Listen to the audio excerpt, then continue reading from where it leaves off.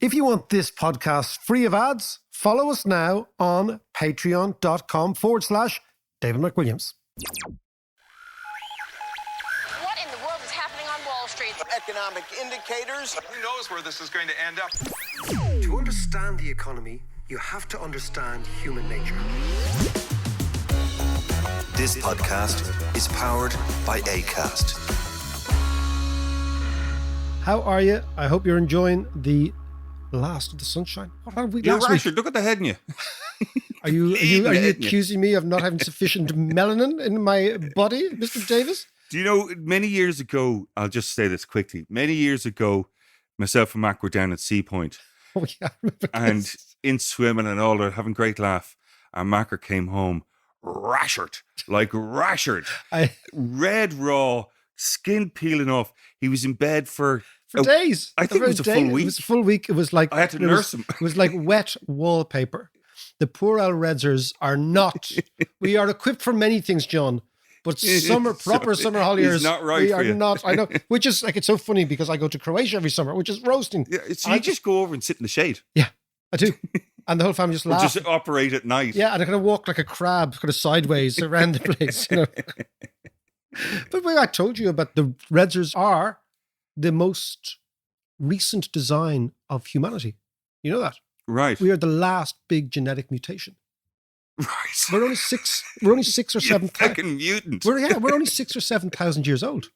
This red hair and blue eyes. Yeah. And red hair and green eyes. You don't look is the the day news. past it.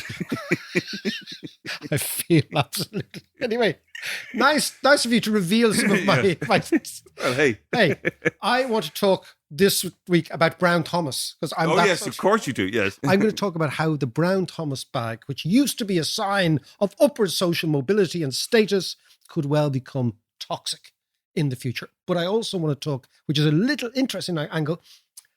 I also want to talk about the government. Obviously, have been listening to us because they've completely They always changed. do. They've completely changed tack in the budget.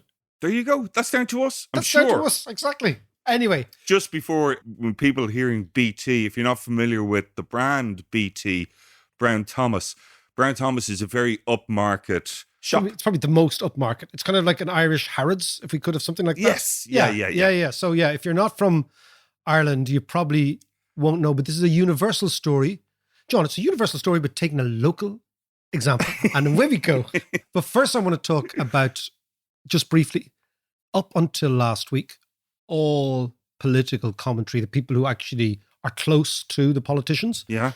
were saying that there'll be a big drive to reduce the Irish budget deficit.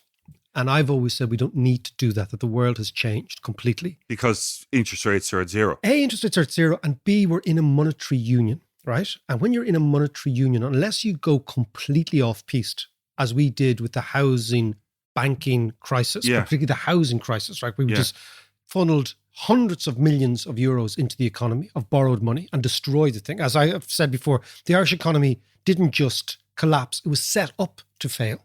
Like you couldn't have seen it any other way. So we were off-piste then. But if you're... But it was set up out of ignorance. It was set up about agreed. From 2000 to 2006, the Irish banking system, Ireland became, as I've said before, not so much a country with a banking system, but a banking system, a delinquent banking system with a country stuck onto it, right? But I like that. yeah, but that's old news, right? Now I believe in the monetary union, if we are broadly in line with the rest, there is no threat for the immediate evaporation of money from this country, which happened in 2008, right? And was almost unique to Ireland for a while. And we need to fix housing. So borrowing money, state borrowing money, as long as it's used productively, is a really good thing, right? So you would take the opportunity of low interest rates to actually fix the housing market. Yeah. And if that's what they're going to do, that's a great thing. Now, obviously, because they got a slapping in the by-election. I mean, I think I read somewhere that Fine Gael under Leo Varadkar has lost 5 by-elections in a row. Oh, really? Yeah, so I mean, and they lost loads of seats in the last election. So this government needs to actually open up the spigots. Now, huge amount of inherited wisdom in Irish economics is obsessed by budget deficits. Why? Because we've had budget debt crises in the past. But I believe we're in... But that's the world over as well. It's not just Ireland. No, but we've had budget crises in the 80s. Yeah. exchange rate crisis in the 80s. We had exchange rate crisis in the 90s. We had a massive budget problem in 2008. All of these were self-inflicted, right? So there is a sort of a residual legacy that what happened in the past will happen again. I'm not too sure. I think we've moved into a totally new phase of economics. And I think a lot of the old rules, not that they don't apply, but they don't apply in the same way. But the interesting thing is the state has changed colours. And I think that's quite a good idea. And that's a victory for common sense. Good stuff. Now, John, the BT bag. There's an apocryphal story, but I think I like it, that in the 1990s, in the early 1990s, when Irish people were just starting to get a little bit of money in their back pocket, Yeah. that somebody's elder sister told somebody else's elder sister that she used to go shopping in Roaches and she'd come out of Roaches in Henry Street, but she'd have a BT's bag that she purloined for something and she'd stuff all the Roaches stuff and she'd march up Grafton Street saying, I'm a BT's type of person. Right. So, Okay. because, the key to branding is to get into people's heads. And it's not to get into people's heads so they react like, I like that, Yeah. but it's they react, I am like that. These are my tribe. This is my church, right? So you can imagine that's the elixir for brands and for upwardly mobile Irish people of a certain hue, Yeah. right? Of a certain Of a weakness. yes. Of Yeah. a certain weakness, right? Not like you and me, obviously very secure in ourselves, but of a certain, because the brand that was BT's was like Harrods or Saks Fifth Avenue in the States Yeah. or whatever Yeah, those yeah. big brands are, right? However, right now, Brown Thomas risks becoming toxic as a brand, and I'll tell you why. Go on. Okay. I was sitting on South William Street, imbibing a pint the other day in the sun, avoiding the sun, Right. in the shade. And South With a William whole Street. load of slap on you. Yeah, oh, loads of slap on me. But South William Street in Dublin, again, we're talking about Dublin. We're just going to broaden that in a wee bit, right? South William Street in Dublin is ideally suited for pedestrianisation, number one. Number two, in every survey, the overwhelming majority of Dubliners want that quarter, that part of Dublin to become pedestrianised, Yeah, it's right? ideal for it. It's the whole idea of the outdoor summer. This is the whole idea of COVID. We've got to use the streets. That street space is incredibly precious. Yeah. Right? And it has to be a price. And of course, that street's full of cafes and bars and whatever, right? But I was sitting there sipping, and out comes a Land Rover Discovery from the catacomb that Lovely. is the BT's. Lovely. I wonder what they discover in a Land Rover Discovery. Like, it's hardly a Columbus type endeavor Yeah. to buy a Well, Discovery. there's so many of them. I'm actually convinced there's a Land Rover to work scheme. There actually is. Yeah, there's loads of them, right? So the person in the Land Rover came out of BT's car park, which is very tight. And of course, the car is huge, right? As I said, it's 3,000 kilograms of steel and 50 kgs of entitlement in the car, right? Okay? And it's true, but think about the logic, think about the physics of it all. And it comes out and blasts the horn at family, like really blasts them, starting right. And I just thought, how ugly is that behavior? How unbelievably ugly is that behavior? And then I thought to myself, right, if the vast majority of Dubliners want pedestrianisation, and yet the street is being prevented from being pedestrianised by the entitlement of the few who use the car park, Yeah. BT's as a brand could become highly toxic because it will come to represent a brand that is on the wrong side of a cultural shift. Now, the reason this is important, you see it all the time, like during the European Championship, right? When the English footballers took the knee at the beginning, right? Yeah. Boris Johnson and all those people scoffed at them and thought it was an exercise. Pretty Patel and all yeah, that. they said this is kind of woke behavior, right? Yeah. As soon as it became apparent that English people, particularly the youth of England, Yeah. wanted the players to take the knee, didn't like racism, wanted their team to be Yeah. full of Yeah, people yeah, from Caribbean background and Irish background or whatever, right? Suddenly Boris Johnson in a rearguard action is trying to get on side, right? Yeah. So It's not the first time he's tried to do that. no, on, but on many issues. on many issues, right? Yeah. Right. But I mean, the whole idea is that the Tory party understands branding, and brands have to be on the right side of cultural changes. And this is now what's called ESG in corporate boardrooms, Yeah. which is environmental, social, and government. How you behave on the environment, how you behave in social, how you govern your own people, how you actually employ people. Yeah. This is all Yeah, hugely yeah. important. We'll go on to this in a second. And this is why BTs have to be very careful. Because if they are seen to be on the side of large, ugly, threatening, menacing cars, in a street area that everybody wants pedestrianized and open up, what will happen is their brand will become associated with something that the vast majority of people don't like. Yeah. And therefore, It's what used to be an upwardly socially mobile status symbol, the BT bag, yeah. will be actually a toxic source of shame, right? So this is what I was thinking. These are the things I think about. So as I'm having my pint, I think about these things. So now it's going to be people are going to buy stuff in BTs and stick it in a Roaches In Roaches bag. bags, exactly. Yeah, well, maybe the Roaches bag comes back. Maybe Blind Boy will wear a Roaches bag over his head. Actually, I might have to have a word with him and say, hey, Blind Boy, what's a Roaches bag? No, but I come back to this idea, right? That in the past, a company only had to worry about its P&L, right? That was its asset. Now the world is changing and companies have to worry about other assets, the way they are perceived in the market, the way they're perceived by people. And it's not that I wake up at night worrying about the status of BT, John. This is the first time I've ever worried about or them. Range Rovers. Or Range Rovers, yeah, Discoveries. Think about the name, Discoveries. Or what is the other, the Volkswagen have a thing called a Touareg after The Tuareg, yeah. after some tribe. Yeah, in Mali. I mean, They're what from did- Mali. What did they do to deserve that? When was the last time you saw a bunch of lads from Mali driving around in an upscale Volkswagen? I mean, it makes no sense. Although I do quite like the Renault Twingo. I've always quite liked that. That feels- Who are the Twingos? I know. But let's get back to our point, right? Back to our point is about the way in which the world has changed and the dispensation of brands, Yeah. right? Yeah. In the past, brands and companies had permission to behave badly. And they could, with a good bit of PR and a bit of spin, they could spin their way out. But now in a world of smartphones, of Twitter, of Instagram, of online activity, brands have to be unbelievably cautious about where they position themselves. And it's no longer enough just to sell, as a retailer, clothes or whatever BT sells, right? Everything, right? Yeah, yeah. They need to also be part of the community. So brands need to be what they call good corporate citizens. How do you behave? And if you think about it, in the past, things like the Me Too movement, Black Lives Matter, all these things seep into companies and how companies position themselves. So, for example, very recently, there was a company called Boohoo, which is an British-based retailer. Yeah, yeah. Clothes company. And they were all, down with the kids and all that sort of stuff. And it was revealed that they were paying their workers under the minimum wage. Suddenly, huge amounts of money is extracted.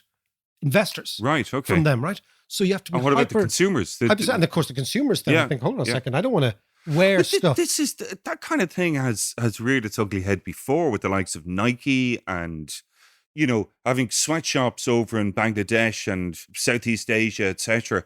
And Yeah. Nike seem to They got away with it then. yeah But they there's seem to ride their way through that. So let's look at the data, right? There's a wholesale change in the way people are looking at investing and consuming. And I come back to this. The big thing in corporate boardrooms now is this ESG, right? So according to Morningstar, right, which basically is a fund management, it looks at all the funds Okay. on the investment side, right? ESG focused investment funds held close to $1.7 trillion in assets last year. In the final quarter of 2020, right, in the middle of the pandemic, sustainable funds recorded a record inflow of $157 billion, with over 80% of the total inflows recorded by European funds. So this is a huge thing. So investors are now saying, I'm not going to invest in a company, no matter how good its P&L, yeah. if it doesn't accord to my values as an investor. I'll give you another figure, right? In the US, assets under management of ESG funds amounted to $236 billion in 2020, a 70% increase from 2019. So this 70%. is so this is not greenwashing. This is This actually, is the real deal. Yeah, This yeah, is yeah. the real deal. Now, there could be an element of greenwashing in it, right? But it's basically funds are talking to people who invest and people who invest and saying, I only want you to put my money in this type of company. Yeah. And this type of company have to behave extremely judiciously on its environmental footprint, its social impact, and its own internal corporate governance, the way it pays people, it's all sorts of employee-related things. Yeah. This is why BT's is running a huge risk. Now, the interesting thing, just sort of clarifying BT's before we go on, BT's doesn't own that car park, right? Right. This is the crazy thing, but its name is over the gate. So it's imperiling its own brand without even getting the upside of the money from the car park, which means it's doubly stupid. So, Right. you know, do you know what I mean? It's kind of really, yeah. but I'll give you a few more extraordinary figures, right? Morgan Stanley came out with a report and it said that 76% of younger generations in the UK believe it is increasingly important to factor in ESG considerations into investment decisions compared to 30% of older generations. So it's a massive generation gap. Right. So okay. younger people are That's really with fascinating. this. Yeah, they're really with this, right?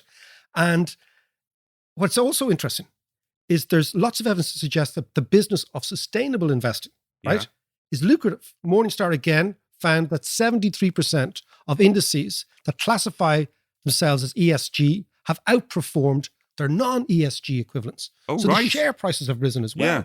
because of this overwhelming. So what is happening in investing? That's a critical factor. Yeah, you do the right thing and you make money. Yes. That's Yeah, the whole yeah, thing. yeah. And that's why brands have to be incredibly careful about how they behave. So Mm. that's on the investing side. And this is all fascinating stuff. Now, I'm going to give you something on the consumer side, on public opinion, because all brands live and die in the battleground of public opinion, right? Do you remember what Ronaldo did the other day in the football? Scored a goal. He scored 5 goals. He got the golden boot, did he? He did. Yeah. And then they got knocked out in the quarterfinal. Yeah. But you remember he took the Coca-Cola, the 2 Coke That's cans. right. Yeah. And he said, no agua. So that's the moment where Coca-Cola realize we're on the wrong side of a youth movement. Yeah. So the influencers are incredibly important because they are actually setting the tone. And as you see from the research, it's the younger generation, right? And again, I come back to this, and it's the younger generation who want to sit in cafes in Dublin too. And they're the very people, because if BT's loses the younger generation, they've no future. Yeah. As a retail outfit, Yeah. you know, and again, in retail, you have to be so careful because the margins in retail are so slim now because people are online shopping. It's so easy to switch away. So they have to be extra careful. But I'll give you some other data. There is a flip side to that though as well, is that when you do go online, you're less likely to know the history of a particular product. Yes. We spoke before about the changing supply chains. Yeah. And back in the 90s, supply chains were so long and so convoluted. And you didn't know where anything was coming from. Yeah. So now supply chains are much shorter, more local. So they're easier to trace. They should be easier. Track and trace. It's a track and trace mechanism. Yeah. But the classic track and trace mechanism now is Twitter. Because if a company behaves badly, somebody will put it up online. Yeah. And then it'll gain traction. So this is the whole idea. And then this changes public opinion. This is back to the taking the knee in the English footballers. Yes. Suddenly the politicians realize, oh, wow, actually, this is something the vast majority of people are behind. Yeah. So let's look at some stats, right? And the best one, of course, is pride, right? Yes, of course. Yeah. 10 years ago, companies were not interested at all in pride.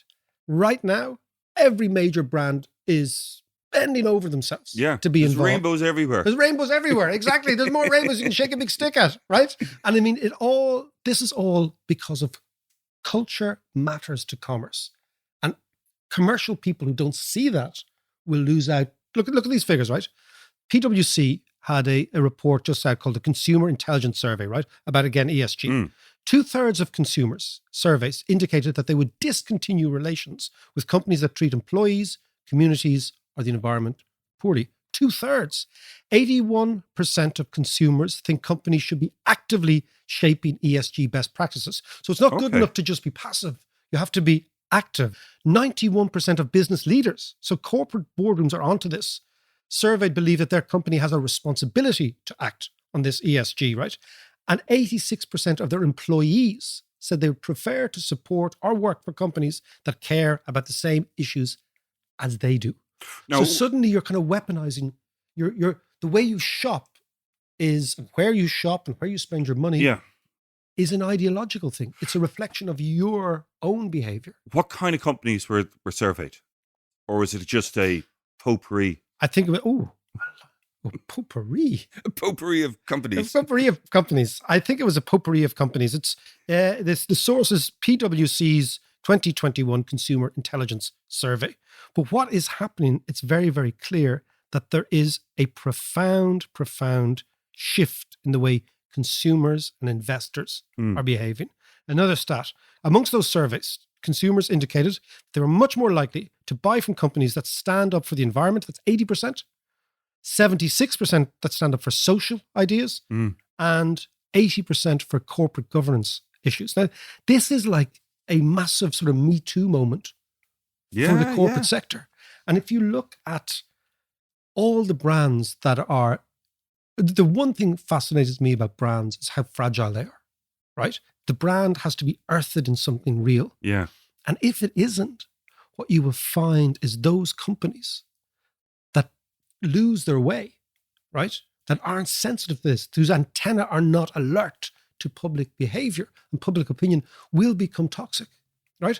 And I mean, the great example of that was Jared Ratner. Do you ever remember Jared Ratner? Jared Ratner, he came out at, I think it was in the early 90s. Now, Ratner's, when I was living in the UK, Ratner's was a huge company. It was on every high street. Yeah, they were jewelers. Yeah, selling jewelry. You know? Yeah. And Ratner came out at his own AGM, stands up, having driven the share price up, taking the adulation of the crowd, and says off the cuff, isn't this amazing? Because the actual product is shite. Yeah. No, he said, it's actually crap. Yeah. And Ratner's collapsed. That company disappeared. That company disappeared, right? Its share price collapsed. That was an early indication of how your brand and your behavior and your attitude to your customers, right? Now, in the Ratner case, he besmirched his own customers. Basically said, you are a bunch of idiots because I'm selling you crap.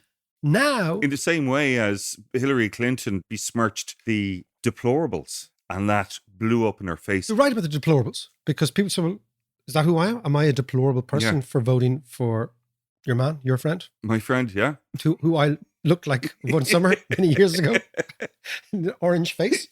But to come back to it, in the Ratner's case, it was a unique relationship between Ratner and his consumer. Now it's something much, much different.